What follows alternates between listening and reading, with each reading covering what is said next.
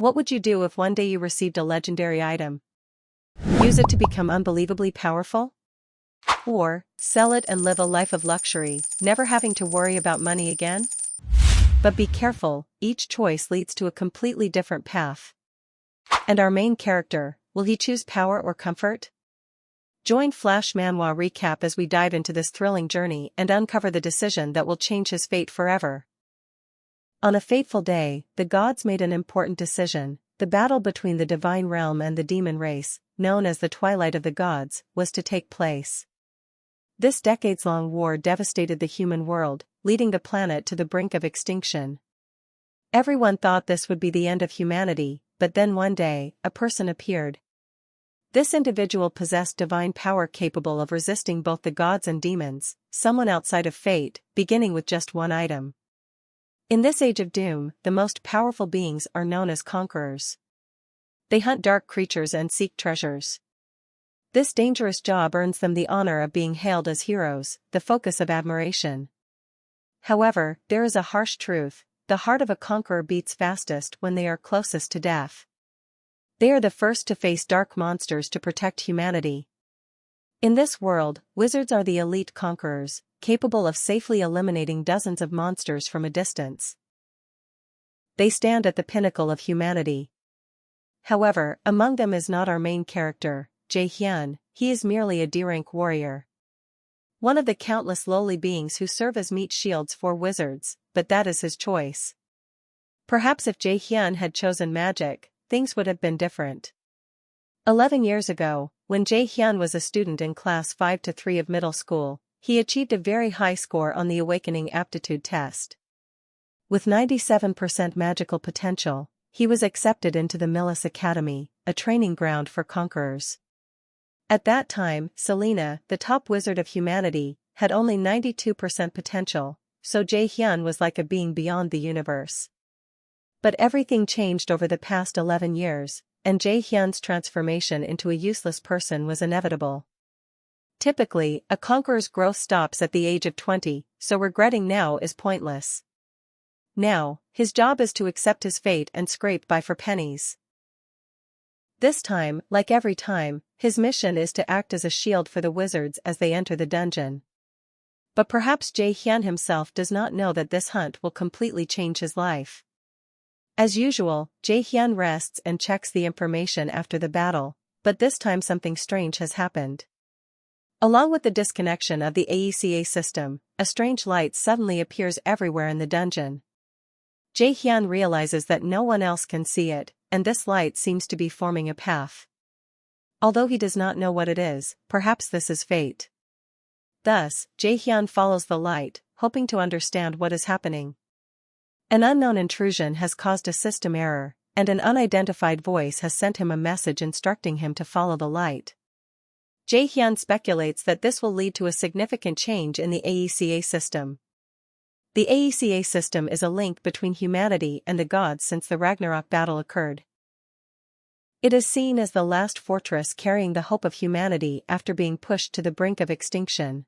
20 years ago, a crazy event occurred.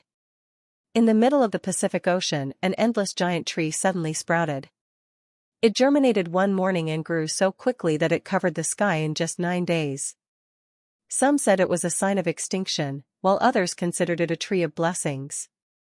The true name of that tree is Sin, the world tree that once appeared in the mythology of the gods. The 9th day of Sin's growth was also the day humanity's tragedy began. The entire world had to endure a disaster never seen before.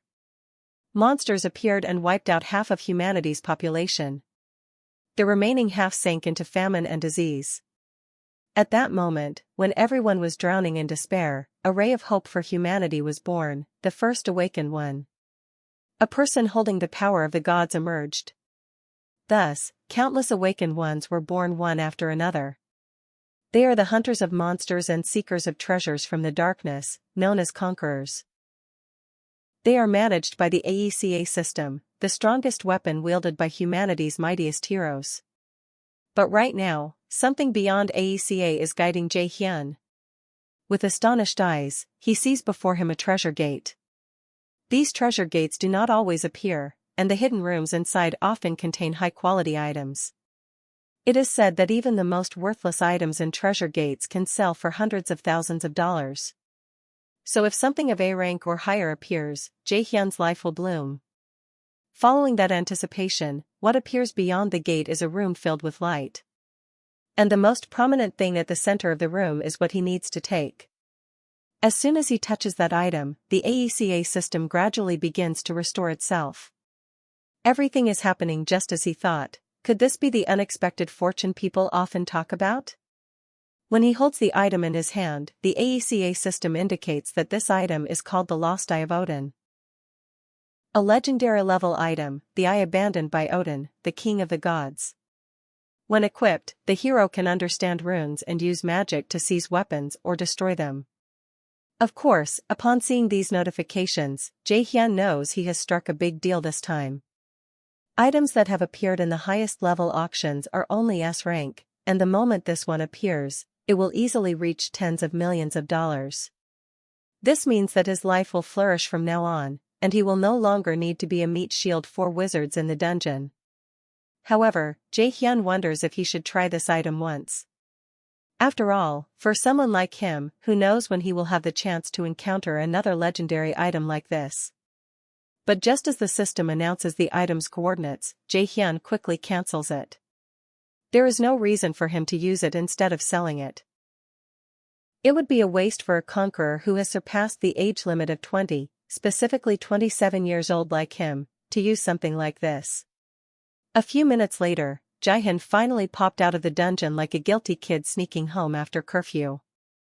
After a quick apology and some awkward small talk with the raid captain, he made a speedy exit. His top priority now? Get the heck out before anyone noticed the shiny, suspiciously rare item he had just snagged. Unlike everyone else who left empty-handed, Jae-hyun had hit the jackpot. But flaunting it in public? Yeah, that's how you get stabbed in the back. Literally. If all went well, he'd quietly toss it on the auction site in a few days and pretend nothing ever happened. But of course, peace never lasts long in a dungeon. Just when he thought he was in the clear, the entire dungeon decided to collapse. Out of nowhere. Boom. Dirt, rocks, and chaos everywhere. Dozens were buried alive.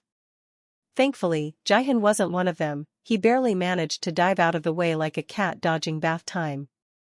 And it just kept getting worse. As he tried to gather his thoughts, he realized the dungeon had filled with thick, poisonous fog. The kind that melts your lungs before you can even scream. He watched helplessly as his comrades dropped one by one. Right in front of him, Myung-ho was impaled by a sword brimming with dark mana. That's when it hit him, this wasn't a freak accident. Someone was doing this. On purpose. He needed to run. Now.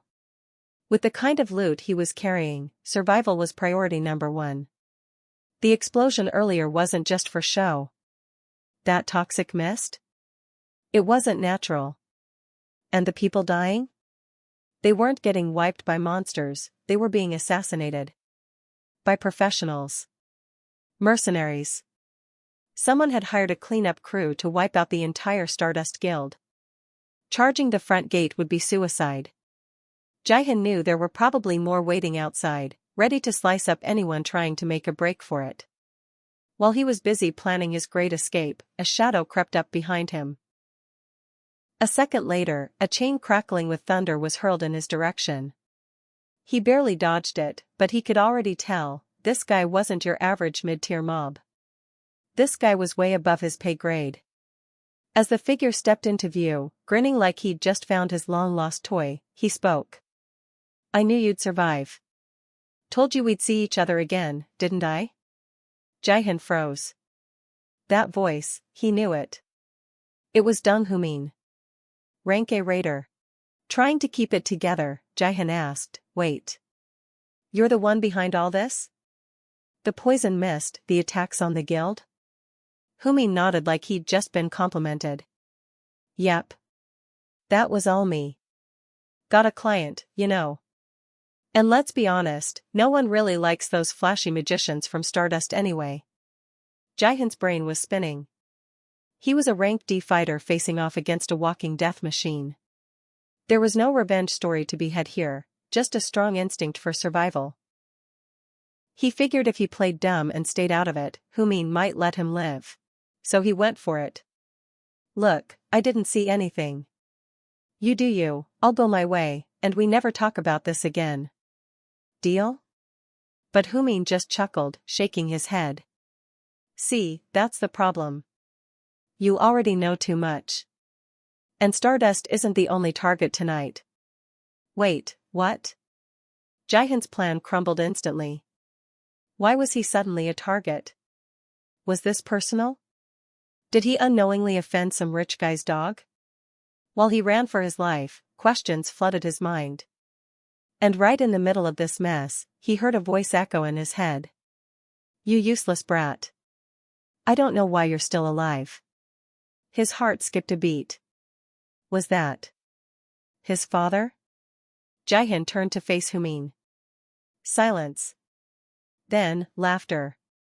You really are sharp. That's why I like you so much. More memories came flooding back. Winter. 5 years ago. A similar massacre. You were behind that too, weren't you? Jihan asked, voice trembling. Humin's face lit up with surprise. Wow. Didn't expect you to piece that together. Yep. That was me. What can I say? Some husbands kill their wives. I just took it a step further. But hey, past is past. Time to say goodbye. As he launched his next attack, he couldn't resist throwing in a few insults. But this time, something went wrong. Humin's smug smile faded. His spell, the one that always worked, was gone. Dissolved. Like it had never existed. And Jihan? Still standing. Glowing. Wait. Glowing? What was that light? Why was his mana suddenly off the charts? Before Humin could figure it out, Jihan looked him dead in the eyes and muttered. I'm gonna make you regret being born. Odin's divine eye had been activated. Equipped at last. He didn't plan to use it, but hey, what's the point of saving a treasure if you're already dead? Across from him, Humin stood frozen. His spell, his power, it had all been neutralized with a single glance. You're supposed to be dead, he muttered. But Jihan only smiled. Not today. Activating Cosmic Origin skill. Initiate logic copy. And just like that, Gummin couldn't believe what he was seeing. What the hell? That took me years to master. How can you use it? But he didn't stop there. Still, don't think you can beat me with some second-rate mimic spell. As soon as he said it, both of them lunged at each other. Sparks flew. In the very first clash, Gummin realized he had made a huge mistake. This wasn't just a copy. It was better. Jihan's logic wasn't a mere imitation, it surpassed his own. There was something about the energy, the surge of mana radiating from Jihan, something wild and uncontainable. That shining aura, was that the source of the difference? And right in that moment of hesitation, Jihan made his move. The final blow landed. Just like that, the battle was over. As promised, Gummin met a painful end. But victory came at a steep price. Jihan dropped to his knees, completely drained. His body had nothing left, no mana, no strength. Just empty. This was the cost of overclocking a low-tier D-rank body with a piece of legendary equipment. Something like that, it wasn't meant for someone like him. He had prepared for death a long time ago, being a dungeon raider meant accepting that reality. But when it stared you in the face, it still felt cold. So this was how it ended, huh? Except, nope. Not today. The author wasn't done. Suddenly, a new system kicked in. Initializing reversal protocol. Time will rewind to the moment you long for most. New system activating. Within Jihan's subconscious, 3 mysterious girls appeared. You are now an enemy of the almighty AECIA. Rebel gods are watching you. As the messages faded, Jihyun gasped awake. He looked around in shock. His bedroom. No way, was all that just a dream? A really, really long dream? But then the doorbell rang. And when he opened the door, Jihyun saw his mother. And without thinking, threw his arms around her. If this was a dream, then he never wanted to wake up. The next day. The reversal was a complete success. Though Jihyun's body wasn't fully recovered, a new quest had started. Rest is the mother of success. Reward, white card. Looking into the system interface, he could immediately tell, it was nothing like AECIA. Come to think of it, everything probably stemmed from that system to begin with. First things first, Jihyun needed to assess the situation. Fast. It all still felt surreal, like some cosmic joke. But there was one thing he was sure of, if this was 11 years ago. Then that thing still exists. He glanced over to a flyer on his desk. Warrior Academy registration. Not this time. This time, he would change everything. There would be no weakling Jihyun barely scraping by at some second-rate warrior school. This life, he would be a mage. A true spellcaster of Millis Academy. That night, dinner felt different. His mother noticed something had changed in him. Her son, usually so quiet, had cried so much the day before. She asked gently, "Is something wrong, Jihyun?" He shook his head. "Just a nightmare, that's all. A really bad one." After a moment of silence, he decided to share his plan. He was going to apply to Millis Magic Academy. The announcement shocked her. Just a few days ago, the boy was dead set on becoming a warrior. Now he was flipping sides? Still, she knew her son. He was always rational, calm, even under pressure. So, she didn't question it. "If that's your decision, then go ahead," she said. "I want you to do what you love, not just chase after money." As for Jihyun, he knew this wasn't the time to cry. If he wanted to stand against a conqueror like that man, he needed far more power. Days passed, and by now, Jihyun's body had fully recovered. The quest was completed, and he received another white card. Though he still didn't fully understand how this newborn system differed from AECIA, it was clear that its strength was not inferior in the slightest. More importantly, with knowledge of the future, now was the perfect time to gather relics. But in order to do that, the first issue he had to address was skills. Currently, apart from the logic and universal spells, the rest of his skills all belonged to the warrior class. His level had been reset, and all his stats had returned to their base values. Jihyun also noticed that only passive skills had been retained. Among them were a passive skill that allows the user to be watched over by the gods, enabling growth under divine blessings. An ability called the Infinite Divine Eye, which sees through illusions and moves toward absolute reality. Jihyun skimmed through all of his skills and concluded that logic was still the most useful for now. What he needed next was to assign attribute points wisely. Unlike warriors, mages didn't need to focus too much on physical strength. Even so, it wouldn't hurt to throw in a few points toward dexterity. But more important than anything was endurance, the stat that helps reduce fatigue when performing repetitive actions in battle. After spending a few minutes working through his stats, it was time to move on to skills. At the moment, logic functioned as his primary offensive ability, but what he truly needed next was a healing spell. In the year 2020, mages were still treated like garbage by warriors. However, it was a different story for mages who possessed healing skills. They were considered nobility, respected even without becoming conquerors, because they could easily find work in fields like medicine. Starting with a healing skill would mean that, at the very least, Jihyun wouldn't be looked down on no matter where he went. That said, finding an awakened who naturally possessed healing powers wasn't easy. Jihyun had to calculate carefully which skills to copy. After all, no one knew how many skill slots the system would allow. And clearly, it wasn't going to be so generous as to give him a truckload and break the balance of power. As he was deep in thought, his phone suddenly rang nearby. When he saw the familiar name light up on the screen, a name he hadn't seen in years, it stirred a wave of memories. Kim Ju-sung was his childhood friend. The two of them lived close by and were practically inseparable. She had been his closest friend, with a dream of entering Millis Magic Academy. But at a certain moment, that friendship came to an end. Even though thinking about that future pained him, things were different now. This time, he could change the future. And maybe, just maybe, she was still exactly the way he remembered. Jihyun opened her message and scanned through it quickly. According to her, Saintess Song-eun was currently giving a speech nearby. That name triggered a memory. She might be the very person he needed right now, Saintess Ju Song-eun, whose representative magic was sacrifice. If he could gain her help, there would be no need to worry about obtaining a healing skill. Without wasting another second, Jihyun grabbed his backpack and asked his mom for permission to head out.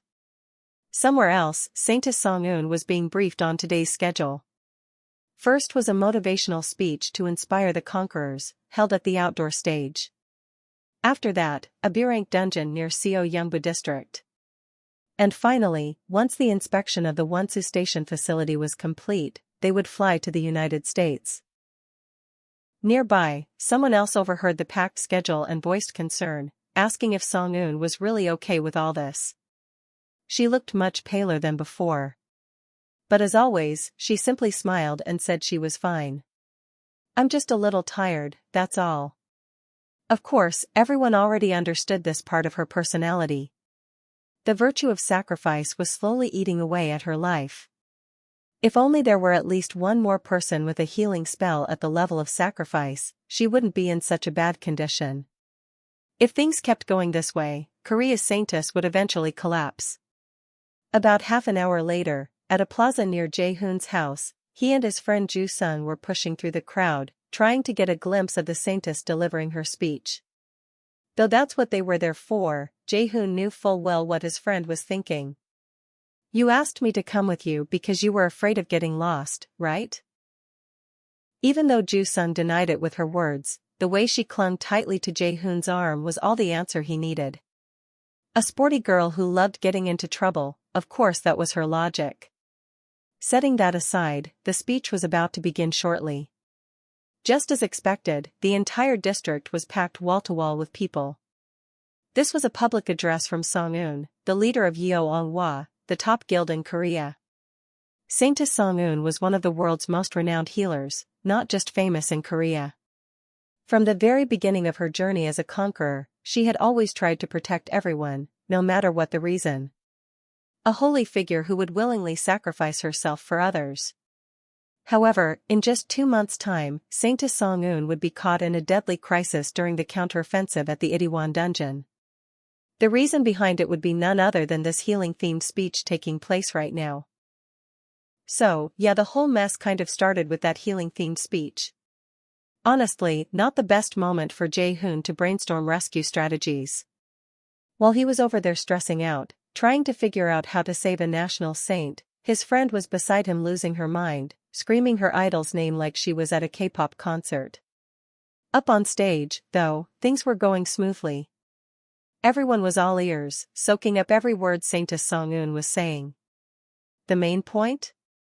She wanted more people to become conquerors. You know, those superhumans who defend humanity from monsters and chaos. But here's the thing, only 20% of awakened folks actually signed up for the job. The rest? They'd rather chill, sell loot, and live the easy life. And while everyone else was moved to tears or applause, Jae-hoon, armed with his knowledge from the future, was tuned out. Not because it wasn't inspiring. It was. It just happened to be true. Most awakened didn't care about heroism. They cared about profit and peace of mind. So, he turned to his directionally challenged sidekick and said his goodbyes. Something urgent had come up.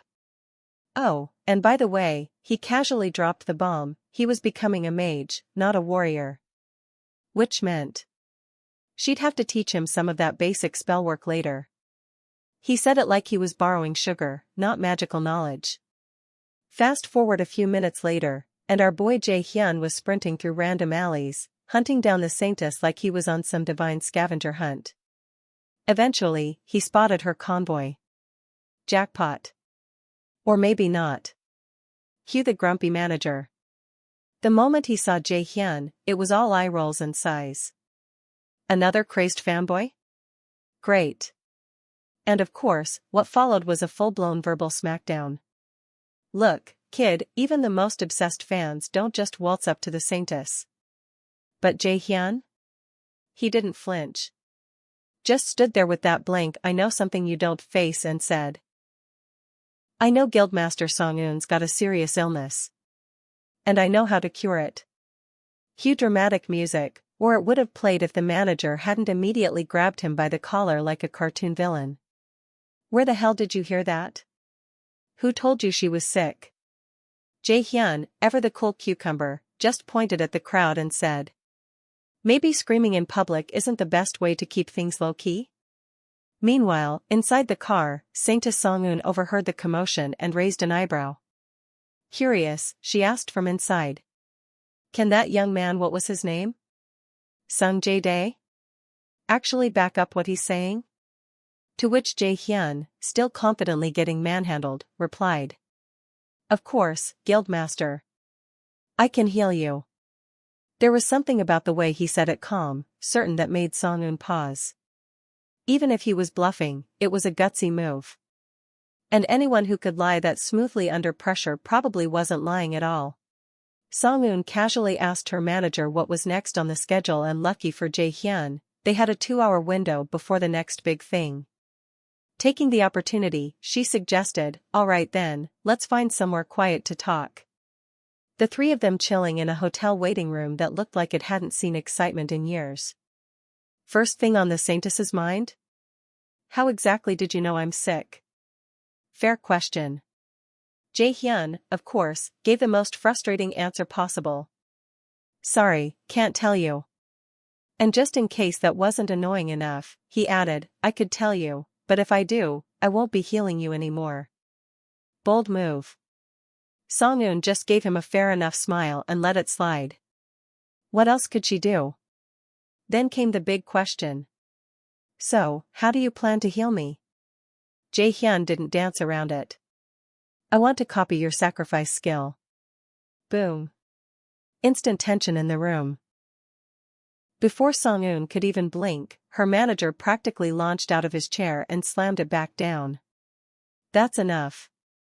You don't need to listen to this crap anymore, Guildmaster." He was not having it. "You think you can copy sacrifice? Do you even know what that is? That's her unique skill, even the top conquerors couldn't pull that off.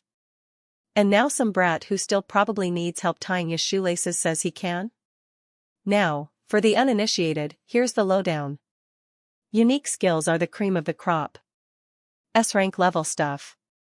The kind of powers you either inherit from your bloodline or just miraculously awaken on your own.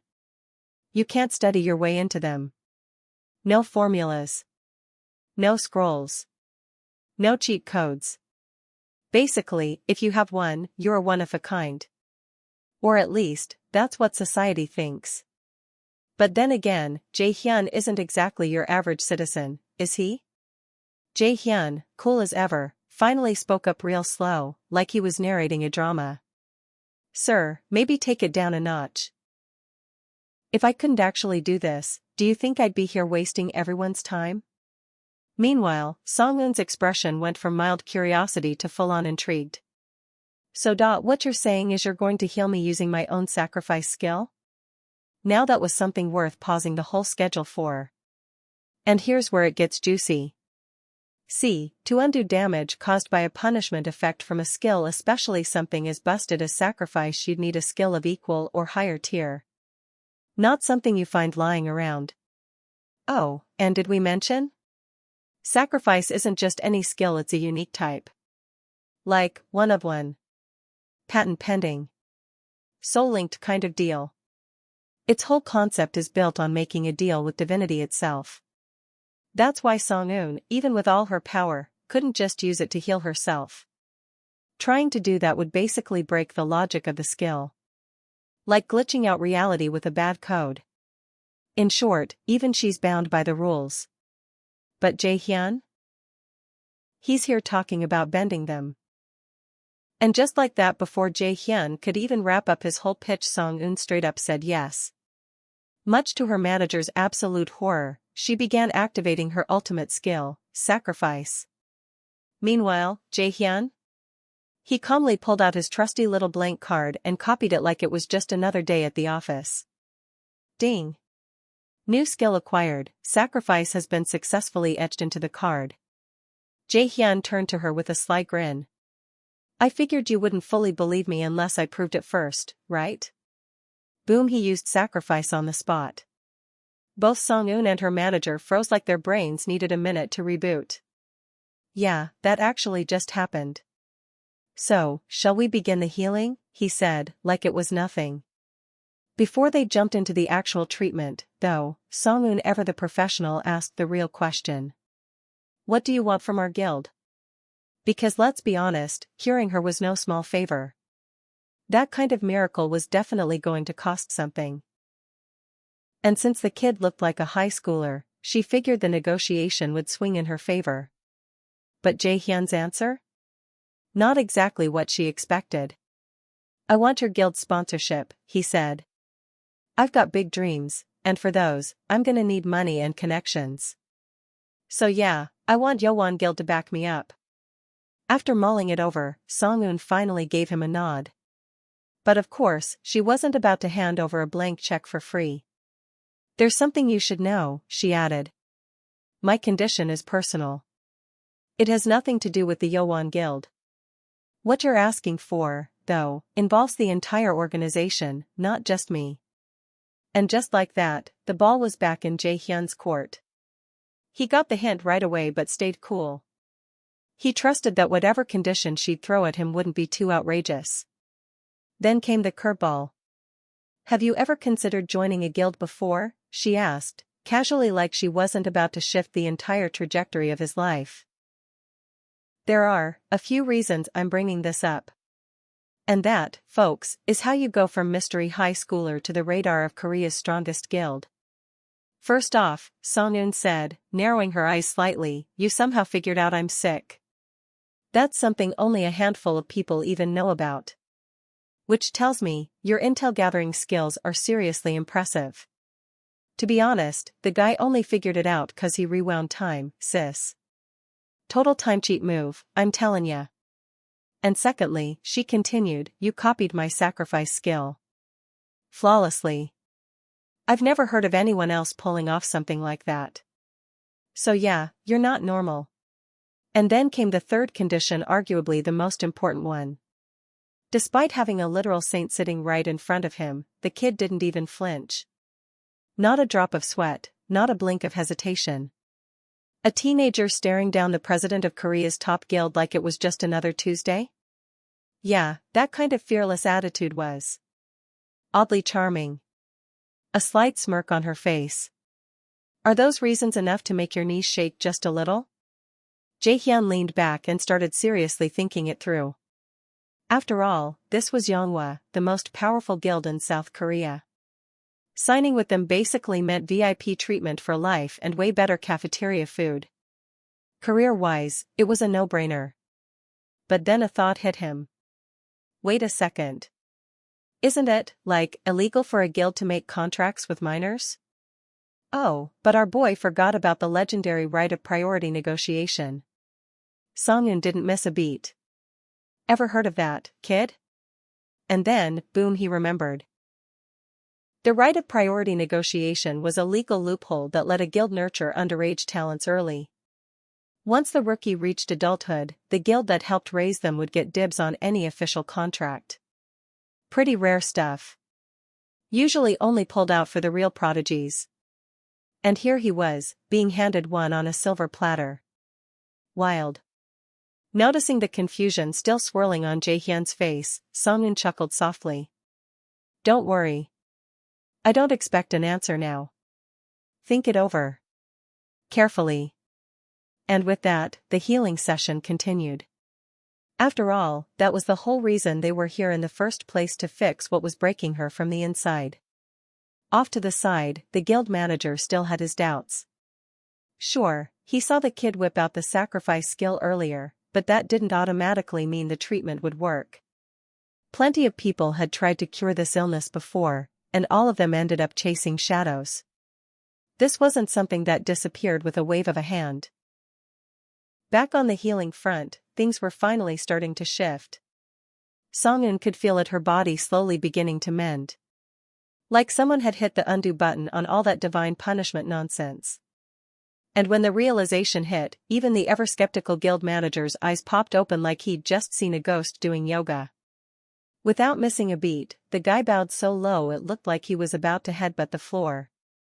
"Please, forgive me for everything earlier," he blurted. "I'll properly make it up to you another time. Just please, take care of our guild master." Jae-hyun, being the chill guy he is, didn't hold a grudge. Honestly, he was too used to people yelling at him to keep score anymore. "Alright, how about a little test drive," he said, motioning to Song-eun. She stood up, and holy divine miracle, every single symptom she'd been dealing with? Gone. Like, vanished. The kind of recovery that makes you want to break into a musical number. Still, being the cautious type, Song-eun asked the million-dollar question, "Are you gonna face any divine punishment for using sacrifice?" "Oh, that?" Jae-hyun flashed a lazy smile. "It'll be fine. If something does happen, I've got you to patch me up anyway, right?" Classic misdirection. Truth was, he didn't get hit with any punishment at all. Maybe it was because his system wasn't running on the same divine server. Instead of that fancy AECIA thing, he was cruising on something called non. Whatever that meant, it worked, and he wasn't about to complain. Before leaving, Song-eun handed him her business card, sliding it over like it was a golden ticket. "From now on, anytime you need help, just call. Yongwa Guild's got your back. Oh, and one last thing, don't forget about our little agreement, alright?" As he turned to leave, Jae-hyun, never one to waste a good opportunity, decided to cash in a favor right then and there. Fast forward a few hours later, and boom, he's standing at the entrance of a low-tier dungeon, courtesy of the Yongwa Guild. It wasn't much, just an E-rank dungeon, but hey, it was a solid start.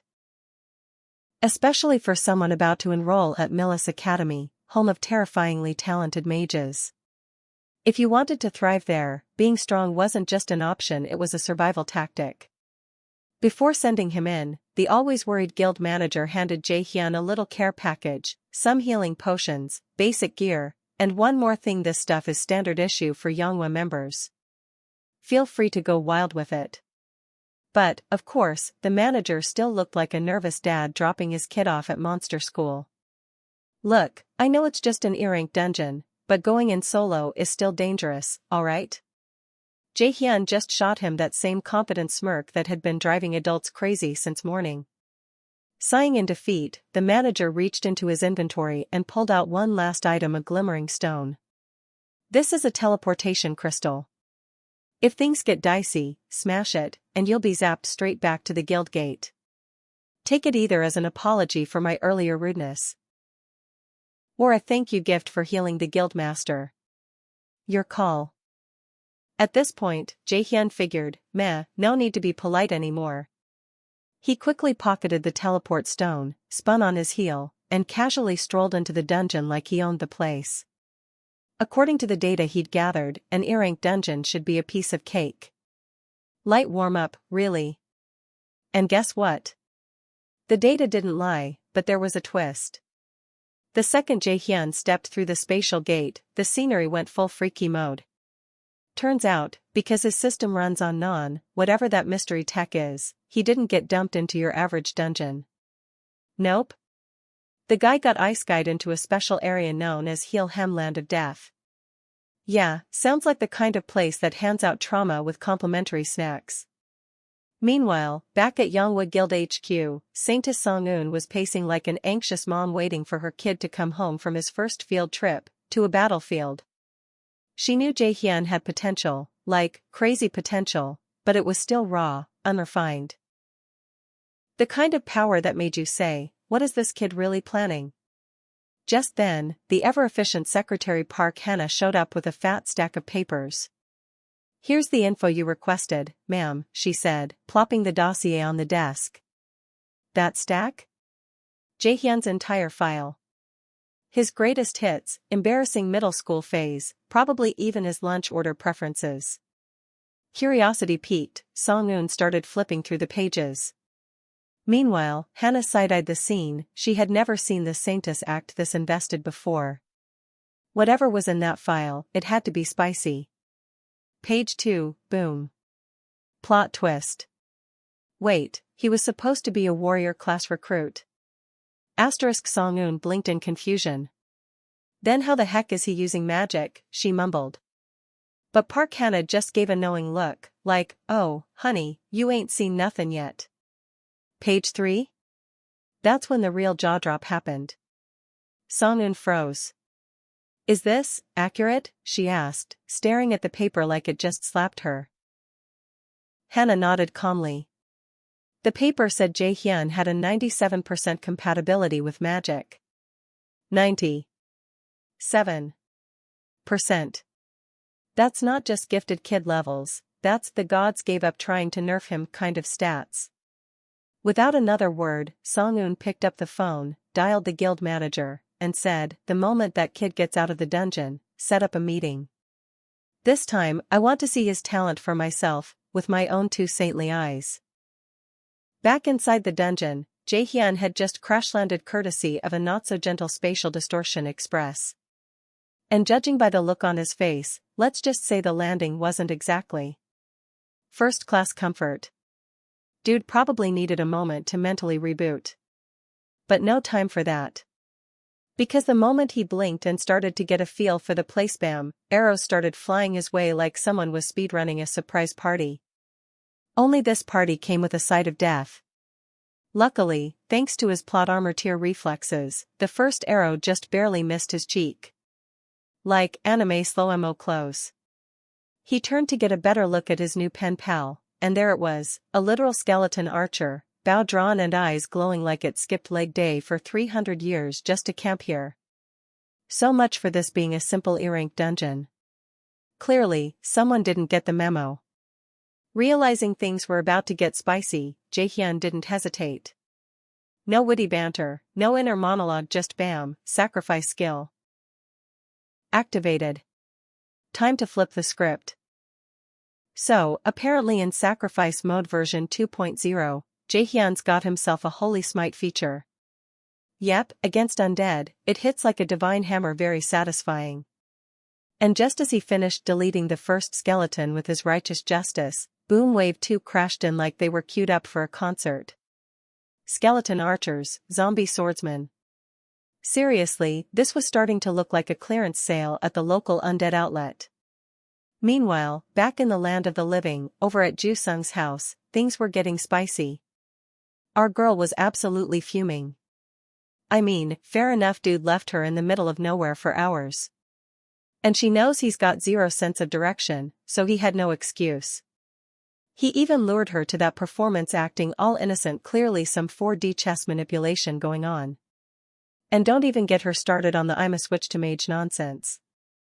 Like, hello?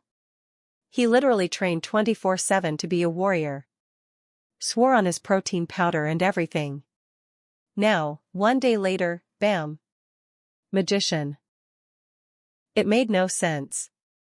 Honestly, Jaehyun was the kind of guy who spent 10 minutes just choosing what to order for lunch, and now suddenly he's out here changing classes like he's speedrunning a new character build? Something was definitely off. Back inside, our boy Jaehyun was, let's just say, in survival mode. He was swinging like his life depended on it, which, spoiler alert, it did. The enemies? Full-on undead mob. Skeleton archers, zombie knights, corpse mages, the whole lineup. And these guys? Way too coordinated. Like, we rehearsed this, coordinated. It was less a brawl, more a tactical raid. But at least he had one thing going for him, his starter wand from the Yonghwa Guild. Not flashy, but it'd do. And here's the kicker, this place wasn't just some random dungeon. Nah. Jae-hyun figured out he'd been yeeted into Helheim, aka Land of the Dead, VIP section, ruled by Hel, daughter of Loki. According to Norse mythos, it's one of the 9 realms. And judging by the vibes, he suspected this dungeon was inspired by the 7 realms concept, minus Midgard and Asgard. Which left 7 other nightmare fuel locales. The world of lava and volcano Bellum. The world of the giants Jotunheim. The world of the gods Anfim. The world of the dwarfs Svartalfheim. The world of the gods Vanaheim. And finally, the world of another world Hem. A place where even those who have just heard of it can't even keep their courage, let alone attack. The fear of facing enemies who have died and come back to life countless times is an unspeakable fear. But for our boy Jae-hyun? Oh no, this is prime training real estate. You see, most folks think the skill sacrifice is just some grand AoE healing move from the saintly class Noza. But in its second form? Oh, baby, it's not hugs and band-aids anymore. It's a divine smackdown called Judgment of Light, and when used against undead creatures, it's basically biblical. Still, Jae-hyun wasn't planning to spam his shiny anti-zombie ultimate. After all, he's a total newbie when it comes to being a mage. Gotta grind those fundamentals first. Dodging, spell timing, target prioritization, wizard boot camp. And according to the data, this E-rank dungeon shouldn't be a big deal. Shouldn't. Which, of course, is exactly when karma clapped back. Mid-swing, Jae-hyun's fancy starter staff from the Manhwa guild snapped in two. Cue dramatic pause and a realization. Maybe, just maybe, smacking skeletons with a mage staff like it's a greatsword wasn't the best tactical decision. Mage 101, J. Come on. With no other options, he sighed dramatically and pulled out the big guns. Channeling the skill sacrifice, a choir of divine floodlights burst through the dark skies like a holy laser light show. Undead? What undead? The place got cleansed. Pop-ups announcing monster defeats and EXP gains filled the air like confetti. Minutes later, all patched up and feeling bold, Jae-hyun resumed his dungeon stroll. Until a spine-chilling wave of dark mana crept up behind him. Classic horror movie moment. He whipped around, nobody there. Then came the suffocating pressure, the hair-raising dread. Something was coming. Something boss-shaped. Yup. The dungeon boss had entered the chat. And not just any boss. The kind that makes your system scream warnings in red, level gap critical run, you fool. Naturally, Jae-hyun did what any sensible protagonist would do. He fumbled for his teleport crystal. But before he could say emergency exit, the boss's welcome punch knocked the soul out of him and the escape stone out of his hand. At this point, only divine intervention could save him. Or the author, maybe? And just when Jae-hyun had accepted that this was where his story ended, a mysterious voice echoed through the air, freezing the monster mid-attack. You may not harm him.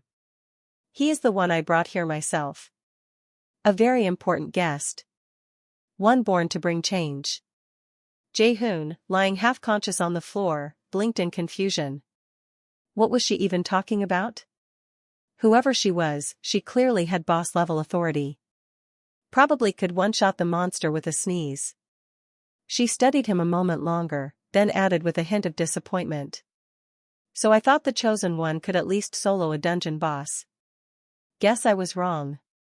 You're just a kid, huh? Your physique? Meh, average at best, she says, twirling her hair like she's auditioning for a villain role in a fantasy flick. Mana levels? Decent, but let's be real, kid, you're nowhere near ready to tango with the Isia gods. I mean, Loki picked you to shake things up? What was he thinking? Did he lose a bet? Jae-hyun, poor guy, is sweating buckets, fully aware that one wrong move could turn him into a cosmic kebab. Lucky for him, this lady seems more interested in roasting his ego than his actual hide. I gotta admit, she smirks, I dig the fire in your eyes. Kinda cute, in a scrawny underdog way. But let's cut to the chase, With your current power level, you're about as ready for the apocalypse as a paper towel in a hurricane. Step it up, champ. You've gotta get swole, magically speaking, of course fast. If you flop, we're all doomed to the underworld's worst Airbnb, and trust me, I'll be the one holding the pitchfork with your name on it. Before Jae-hyun can even stammer a reply, she hits him with the grand finale. You've got 2 months to conquer the night of darkness, whatever that is, or I'll personally yeet you into oblivion. No pressure.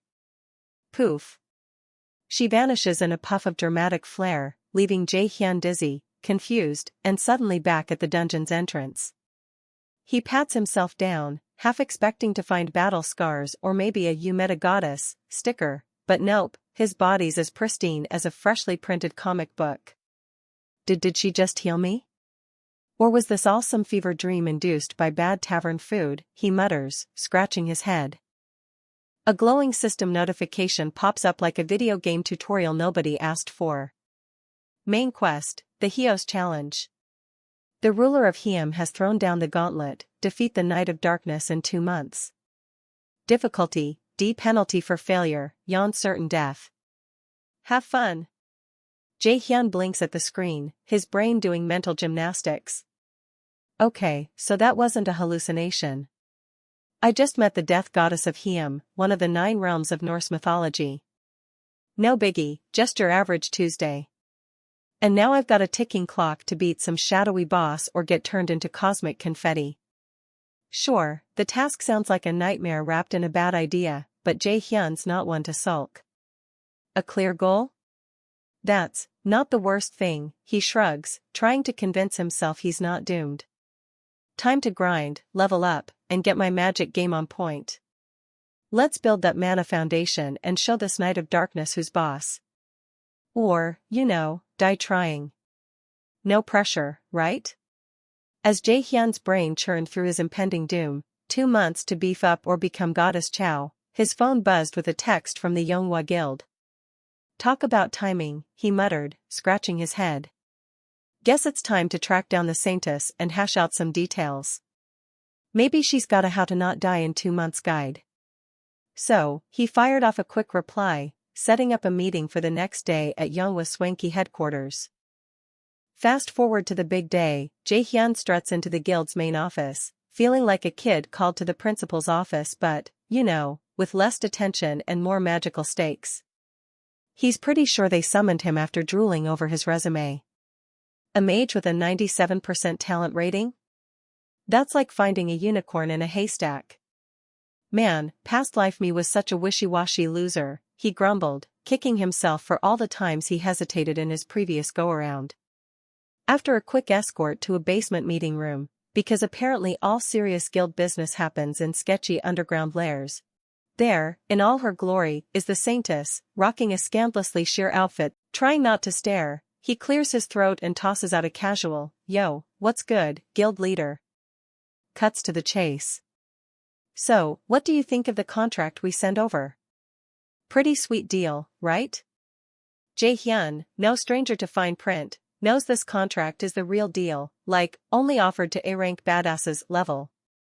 He smirks, thinking, yeah, this is basically a golden ticket for a mage like me. Time to sign on the dotted line and start slaying, or at least fake it till I make it. Jae-hyun, ever the sly negotiator, wasn't about to scribble his name on the Yonghwa Guild's fancy contract without tossing in a little spice of his own.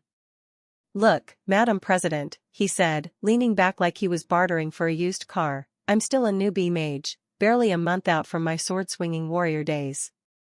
My spellcasting is about as polished as a toddler with a crayon. So, here's my final demand, I want you, the big boss of Yonghwa, to personally coach me in the fine art of magic. Nearby, Manager Sung nearly choked on his coffee, marveling at Jae-hyun's sheer audacity. This kid's got some serious chutzpah, he thought. Leveraging his shiny 97% talent rating like a pro poker player. Asking Yeo Angwa, one of the world's rare S-rank elites, to be his personal magic tutor? That's like a high schooler demanding Einstein teach him algebra. To everyone's shock, Yeo Angwa, the Saintess herself, didn't even flinch at the bold request. If anything, her eyes sparkled with intrigue. Well, you've got guts, she said, smirking. Fine, I'll take you on. But first, I want to see what this so-called genius can do. Let's test your chops, kid. Jae-hyun, who'd already gamed out this scenario in his head, grinned like a cat who'd just swiped the cream. They're gonna want to see what I'm made of, he thought. And I'm not about to serve them disappointment on a platter. Out loud, he played it cool. So, Madam President, how do you want to size me up? With a dramatic snap of her fingers, because apparently, that's how S-rank bosses roll, Yeo Engwa summoned a massive, glowing blue blob of energy behind her. This, she declared, gesturing to the pulsating mana blob like it was her prized pet, is a chunk of pure mana. Your job? Get through it. If you're good enough to score a contract this juicy with Yonghwa, you'd better have the skills to back it up. Don't tell me you're all talk and no spark, Jae-hyun. The room crackled with tension, and Jae-hyun's inner monologue went, well, crap. Time to put up or shut up. Let's hope my magic's got more game than my old sword swings. Normally, something called a mana core test is reserved for elite mages, think grade B and above, people who treat mana like sommeliers treat wine, swirl, sniff, and analyze. For a newbie like Jae-hyun, this test is less of a trial and more like throwing a toddler into a calculus final. With fireworks. Jae-hyun couldn't help but squint at the guildmaster, Song-young. Is this some kind of hazing ritual for new recruits? He muttered. But nope, the terms of his contract weren't changing, regardless of whether he aced this or burned out in a puff of magical failure. Song-young just smiled, all confidence and mystery, like a villain who knew the plot twist ahead. Even the manager, Sung-jae, raised an eyebrow. Isn't this a bit extreme? That thing's a mana death trap. Even seasoned mages struggle in there. But Song-young cut him off mid-worry. To me, Jae-hyun isn't your average spellslinger. He's a genius. Sung-jae blinked. Genius? The kid who only just stopped using his staff like a baseball bat? Still, orders were orders. With a half-encouraging, half-sarcastic clap on the back from the guildmaster, Jae-hyun took a deep breath and stepped into the glowing mana core. And then, nothing. Just a few tense minutes of magical silence while Sung-jae hovered nearby, more nervous than a substitute teacher on field trip duty. He couldn't help but ask, why him? What's so special about this kid? Song-young's answer? That same cryptic smile. He'll make it. I don't know how I know. But he will. Meanwhile, deep inside the mana core, Jae-hyun was surprised drowning in mana. Not literally, but pretty close. Imagine being thrown into an ocean made entirely of magical energy. And in this world, mana wasn't just some sparkly aura, it worked like oxygen. Necessary for casting spells, sure. But too much of it? It starts corroding your body like acid reflux for wizards. At this point, Jae-hyun did what every anime protagonist does right before unlocking some hidden power. He closed his eyes and felt the vibes. Somewhere in the chaos of mana whirlpools, there had to be a path out of this glowing magical death trap. Minutes passed. Then, *bam*, his eyes flew open. Jackpot. There, in the middle of the mana sea, floated a shining crystal, radiating with enough magical energy to make every fantasy novelist collectively weep. It wasn't just powerful, it was the source, practically hoarding mana like a greedy dragon guarding its stash. Meanwhile, outside the mana core, the peanut gallery, aka Sung-jae and Song-young, were having a mini-gossip session. Only 2 outcomes now, Sung-jae said, dead serious. 1. The kid fails and gets cooked inside like a mana-flavored microwave dinner. 2. He breaks a national record and makes history. They didn't have to wait long for their answer. Suddenly, Song-young's eyes widened like he'd just seen someone drop a PS5 from the 3rd floor. Sung-jae, look over there, The massive mana crystal started cracking. First a tiny fracture, then more, spreading like a spiderweb on a frozen lake. And get this, it had only been 10 minutes since Jae-hyun entered. 10 Meanwhile, inside the glowing energy soup, Jae-hyun had closed in on the big boy crystal. The mana around it was so thick it could have been sliced like magical tofu. And from the feel of it, this was the core. Smash this sucker, and he could probably bust out of this place without playing hide-and-seek with vortex doors. So what did he do? Exactly what any sane, slightly overconfident protagonist would. He lunged forward and smashed that crystal into sparkly confetti. Right on cue, the space inside began to collapse, glitching out like a broken VR game. And as expected, the explosion of magical force extended outside, causing the outer mana core to violently shatter. Sung Jae and Song Young stared, jaws practically scraping the floor. Let's put this into perspective. Only around 7% of mages who attempt the mana core test ever make it out. The average mage takes about 3 hours. A grade B mage? 2 hours. Grade A? An hour and a half. Grade S? Around an hour flat, maybe 30 minutes if they skipped breakfast. The world record, held by Camilla of the European Union, was 36 minutes. A genius by all accounts. But Jae-hyun? This wild card just broke out in 10 minutes. That's 26 minutes faster than the fastest person alive. And what's the only word you could use to describe him now? Transcendent. Yup. Kid went from newbie with a cracked wand to legend in the making before lunch. Back at the testing site, manager Sung Jae was basically throwing a personal party. He rushed up to Jae-hyun with the enthusiasm of a fangirl at a K-pop concert. Do you even know what you just did? 10 minutes, 10. You're not a mage, you're a flipping genius.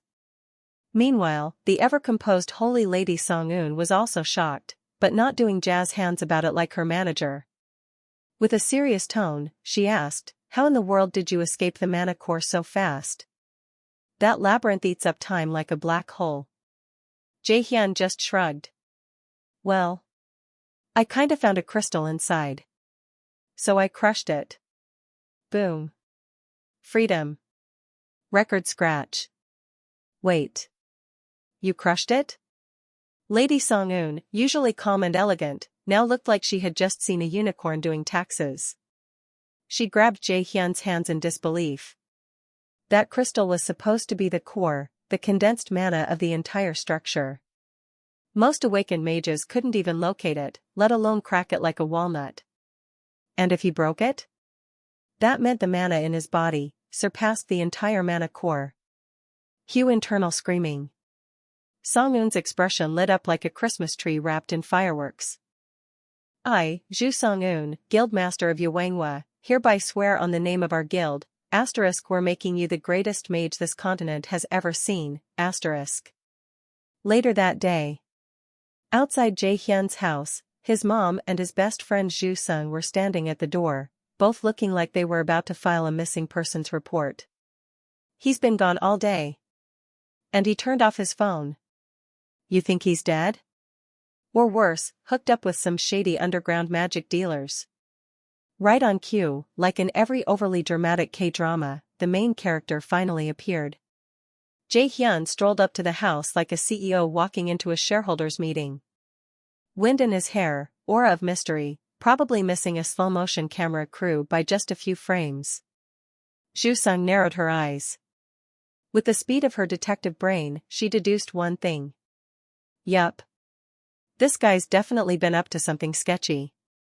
30 minutes later, in his room. So let me get this straight, Zhu Sung said, arms crossed. You're going to become a mage now?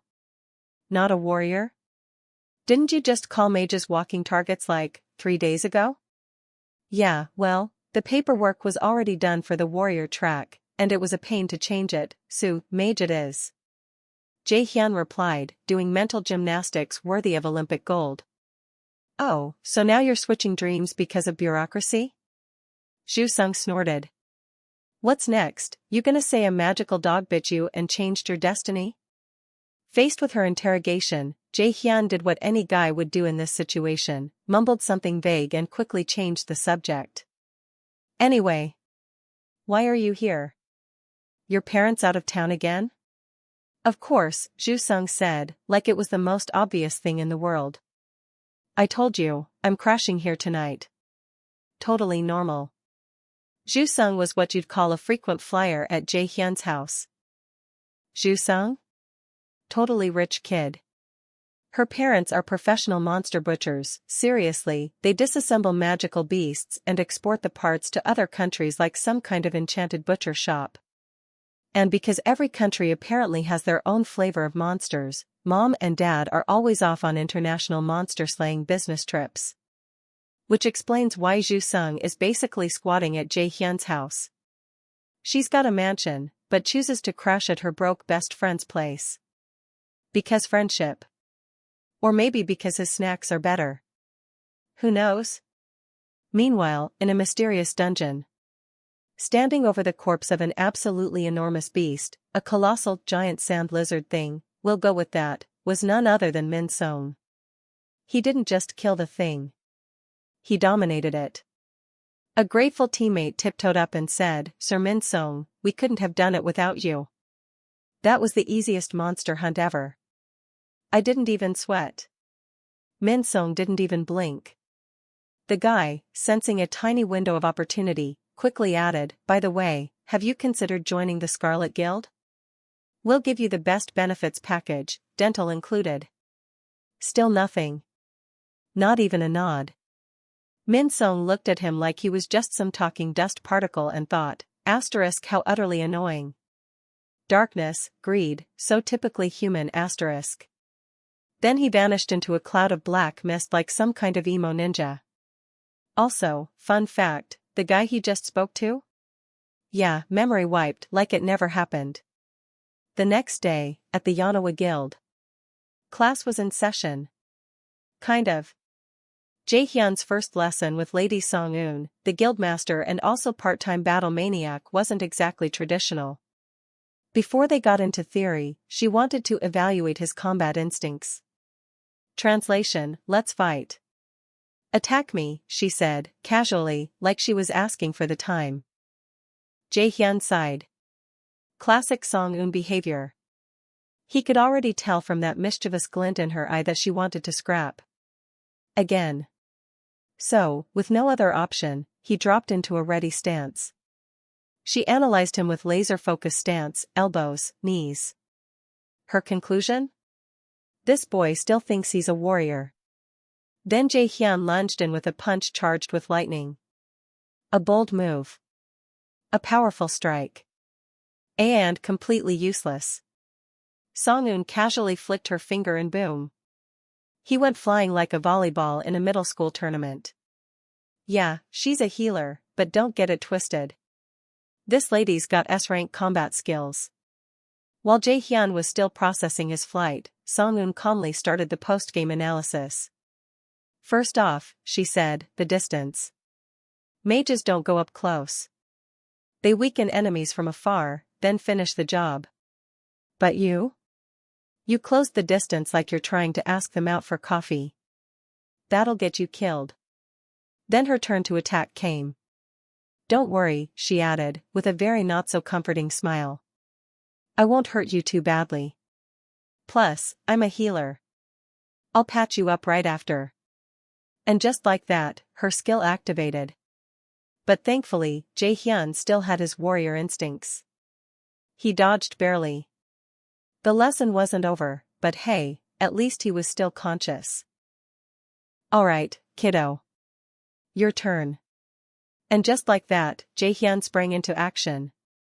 Boom, he activated his lightning chain skill, sending a storm of electrified whips hurtling towards Song-eun like he was trying to barbecue her with voltage.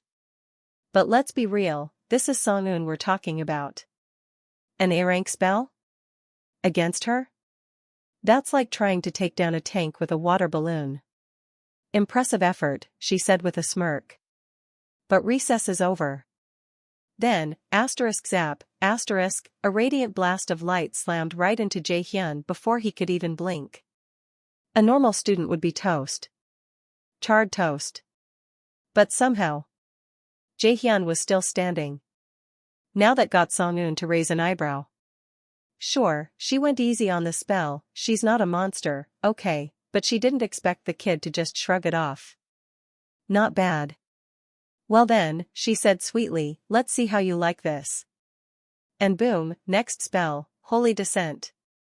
Arrows of divine energy rained down on Jae-hyun like the heavens had a bone to pick with him.